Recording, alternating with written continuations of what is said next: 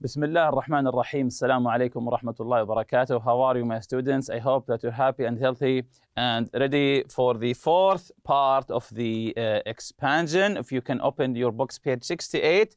The number 5, language plus here, language plus. If you remember, we'll be talking also today about idioms. Do you remember what are idioms from our previous lesson? Yes, so let's read the definition of idioms together. Idioms are a type of figurative language, which means they are not always meant to be taken literally. Idioms express a particular sentiment, but they don't literally mean what the individual words themselves mean. So it means that don't take the words literally. Don't take the literal meaning of the words. So look at the pictures. What's the meaning of each idiom? So the pictures on page 68. What's the meaning of each idiom? Do you know? Let's look at them together. Number 1, to know the ropes. When someone says, I know the ropes, are we talking about an actual rope? Are we talking about an actual ropes? So this is an idiom, of course. So the meaning here is that to know how to do something. When you say, I know the ropes, it means that you know how to do something. Number 2 here, start from scratch. Start from scratch. Is there something scratching? No. So when you say start from scratch, it doesn't mean someone is actually scratching something else, but it means when you say, I'm going to start from the scratch. So let's see the correct meaning here. To begin something without using anything that was prepared before. So to begin doing something without using anything that was prepared before. Race against time. Is someone racing, and the opposition is time? No. So what do we mean when we say race against time? Let's see the correct answer here together. Try to do something even though you have a very little time. So try to do something when you have very little time. So now we say it's a race against time. For example, when you have a very long homework and it's due tomorrow, it means that you have a race against time to finish this homework before the the deadline, let's say, come. So keep your eye on the ball. Keep your eye on the ball. So do you literally take your eye and put it on a ball? No. So it means to be alert and pay close attention to what is happening. When someone say to you, keep your eye on the ball, it means to be alert, to be focused, and pay close attention to what is happening around you. Get the ball rolling. So we have 2 idioms using the word ball here. Get the ball rolling. Is there an actual ball that you roll? No, of course. So it means to start something so that it can start making progress. So this is as a ball rolling. It's not stopping. So to start doing something so that it can start making progress. Go overboard. Go overboard. So this one means to do something in an extreme way. When you say, I went overboard, when you say to someone, I went overboard, it means you went to the extreme. It means you did something in an extreme way. So match these idioms about sports to the pictures. Then use each idiom in a sentence of your own. If you open your books, page 68, of course, match the idioms about sports to the pictures. Then use the idioms in your own sentences. Number 1, we had to race against time to complete the project on time. Again, we had to race against time to complete the project on time. So this idiom goes with which picture here? Because remember, the question is to match the idioms with pictures. So number one, we had to race against time. Number one goes with the letter C. So number one goes with picture C. Number two, someone needs to get the ball rolling. We can't keep talking about things and not take action. Number two, someone needs to get the ball rolling. We can't keep on talking about things and not take action. So number two goes with, let's see the correct answer here, with picture E. Number three, you'd better ask Andy about how to get some stationery. He knows the ropes. So you'd better ask Andy about how to get some stationery. He knows the ropes. Remember, knows the ropes, it means someone who knows how to do things. So number three goes with which picture here? Which letter? Let's see the correct answer with the letter A. Number four, you need to keep your eye on the ball if you want things to run smoothly.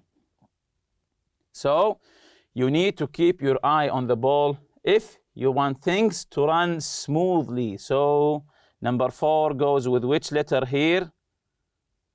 Yes, it goes with the letter D.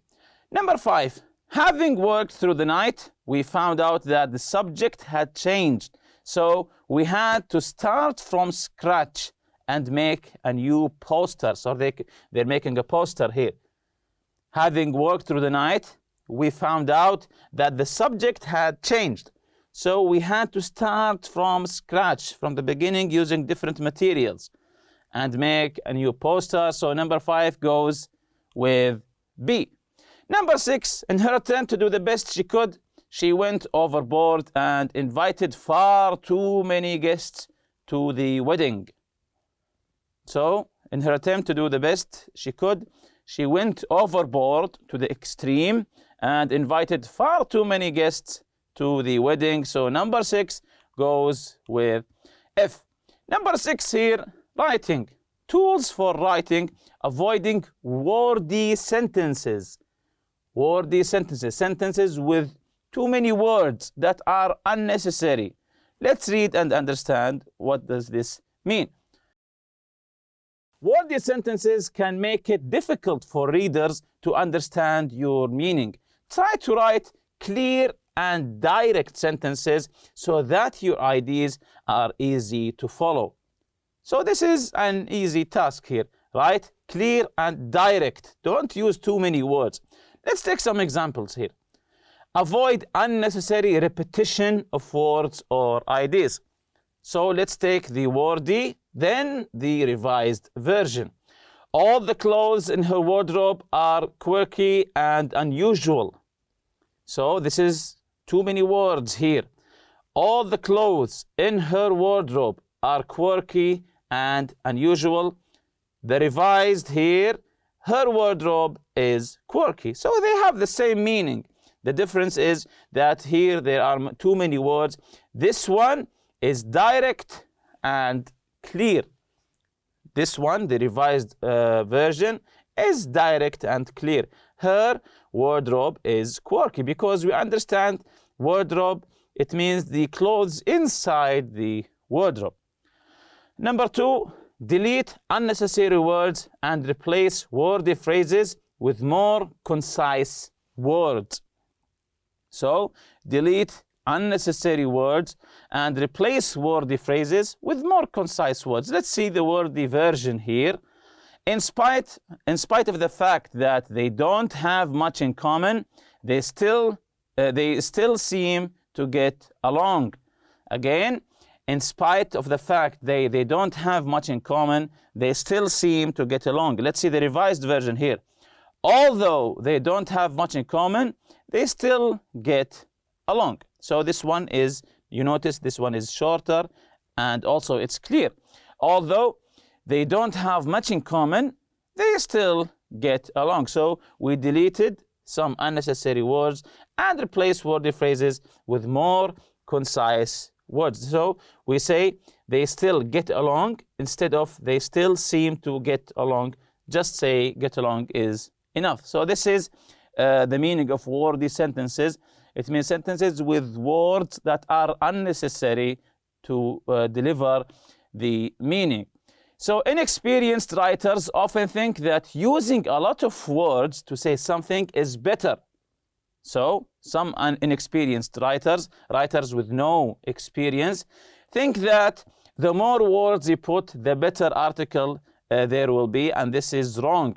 They may even try to pad their essays with extra words. In reality, the opposite is true. The writer's first goal is to be clear.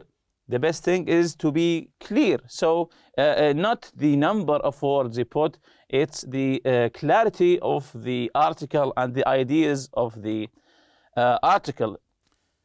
So you can see here in this chart, we have here some wordy phrase and what we can replace it with. For example, the first one, the reason is that, and we can change it with or replace it with a much shorter version, and it's also clear with the word because. For example, we say, the reason I met you is that because I want to tell you something, or you can say, I met you because I want to tell you something. So there's no need to say the whole sentence. The reason I met you is that I want to tell you something. So you can say, the reason I met you is because I want to tell you something. So this is a much shorter and sometimes it's even clearer version. An example is, this is 3 words here. You can change them for 2 words. You can say, for example. This one is much more clear. You can say, in order to, replace it with to. So you say, I met you in order to tell you something. I met you to tell you something. So they have the same meaning, but you have a much shorter version. Why not use it? I met you in order to tell you something. You can say, I met you to tell you something, and that's it. In the event that, if, for example, when you say, in the event that you saw Muhammad, tell me. Instead of this long version, I can just say, if you see Muhammad, tell me. In the event that you see Muhammad, tell me. If you see Muhammad, tell me. Which one is clearer and shorter? Of course, you will go with if. In spite of, although, just like the example that we took previously, due to the fact that, because. For example, due to the fact it's raining, we can't go outside now. Instead of this long version, just say, because it's raining, we can't go outside. No. Instead of due to the fact, just say, because. Due to the fact it's raining, we can't go outside. Just say, because it's raining, we can't go outside. At the present time, now, we're eating at the present time. And just say, we're eating now. As a matter of fact, in fact, as a matter of fact, we're eating now. In fact, we're eating now. So these versions are shorter and also give a clear idea. Here are some wordy phrases that you cannot replace. You say, I think, I believe, in my opinion, in conclusion, the reason why. So these wordy phrases here, you cannot replace them with a shorter version. Here's a fun fact for you regarding idioms, of course. Laughter can be the best medicine, but there are stories about people who have really died laughing. That's why they said really died, because sometimes you said, I died from laughter. This is an idiom, of course. You didn't really die. So sometimes dying from a laugh is literal meaning, is real. For example, here in 1975, a British bricklayer had a fit of laughter while watching his favorite sitcom, a program called The Goodies. He laughed for 25 minutes and then died of a heart failure. So he was watching his favorite comedy, of course, sitcom called The Goodies. He laughed for 25 minutes, then died of a heart failure. In 1989, a Danish man is said to have died from a heart attack while laughing at comedian John Cleese in a movie Fish called Wanda. So again, in 1989, a Danish man is said to have died from a heart attack while laughing at comedian John Cleese in the movie A Fish Called Wanda. So these two are examples of the idiom died from laughter, because sometimes it is true. Sometimes it is true. You can die from laughing. As you can see here, he laughed for 25 minutes. 25 minutes. So there's no wonder that he died from laughing. If you laugh just for 2 or 3 or even sometimes 5 minutes, you'll find your body is really exhausted, and you're trying to catch your breath, and sometimes you can't get up from the place you are sitting. So imagine laughing for 25 minutes. So there's no wonder that he died from laughing. How did he die? Of course, he died from a heart failure, and the other person, Danish man, died from a heart attack. So both had heart problems. So sometimes laughing for a very long time can affect your heart, but in a negative way. That's why here it's almost when they say laughter is the best medicine, sometimes it is not if it goes for a long time. Like this person here went for 25 minutes. That's why the idiom here, died from laughing, is it's not an idiom here, of course, it's the literal meaning.